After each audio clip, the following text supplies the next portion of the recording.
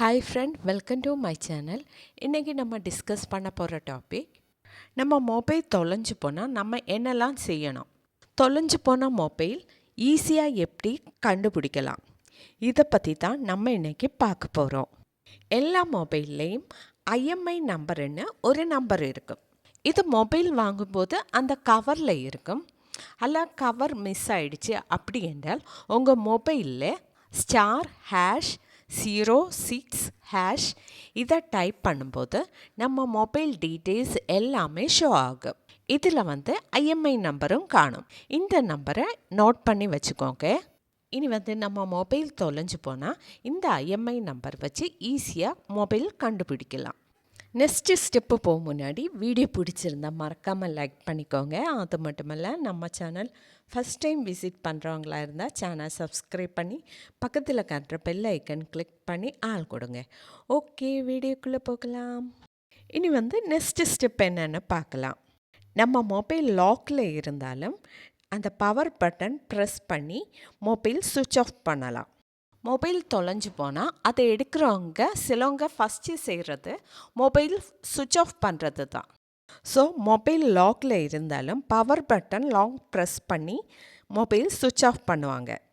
Mobile சுவிட்ச் of பண்ணுறதுக்கு try பண்ணும்போது மொபைல் டிஸ்பிளே லாக்கை ரிமூவ் பண்ணால் தான் மொபைல் சுவிட்ச் ஆஃப் பண்ண முடியும். அந்த மாதிரி மொபைலை செட் பண்ணி வச்சுக்கோங்க.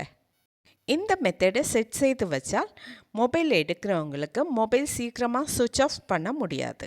இதுவும் ஒரு செட்டிங்ஸ் தான். இனி நெக்ஸ்ட்டு செட்டிங்ஸ் பார்க்கலாம். டிஸ்பிளே லாக் போடும்போது ஈஸியான பேட்டர்ன் வைக்காதீங்க. அது மாதிரி உங்கள் நேம், டேட் ஆஃப் பர்த்து அது மாதிரி உள்ள பின் நம்பர் யூஸ் பண்ணாதீங்க. இந்த மாதிரி வச்சா மொபைல் எடுக்கிறவங்களுக்கு ஈஸியாக லாக் ரிமூவ் பண்ண முடியும். இனி சொல்ல போகிற செட்டிங்ஸ் ரொம்பவே இம்பார்ட்டண்ட் ஆனது. ஸோ ஸ்கிப் பண்ணாத பாருங்கள். இதுக்காக நம்ம மொபைல் செட்டிங்ஸ் ஓப்பன் பண்ணலாம்.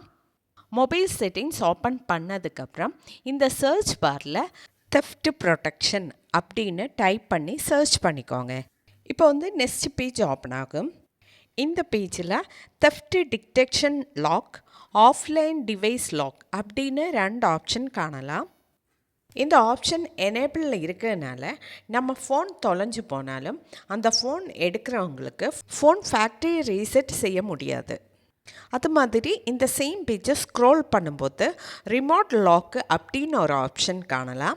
அதை எனேபிள் பண்ணால் நம்ம ஃபோன் தொலைஞ்சு போனால் வேறொரு ஃபோன் யூஸ் பண்ணி அதை மொபைல் லாக் பண்ண முடியும். இந்த ஃபீச்சர்ஸ் எல்லாமே உங்கள் மொபைல் சேஃப்டியாக யூஸ் பண்ணுறதுக்கு ரொம்ப ஹெல்ப்பாக இருக்கும்.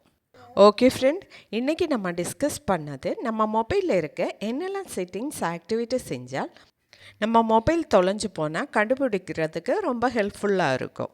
ஓகே ஃப்ரெண்ட், வீடியோ பிடிச்சிருந்தால் லைக் பண்ணிக்கோங்க, ஷேர் பண்ணிக்கோங்க, கமெண்ட் பண்ணிக்கோங்க. Okay, thank you.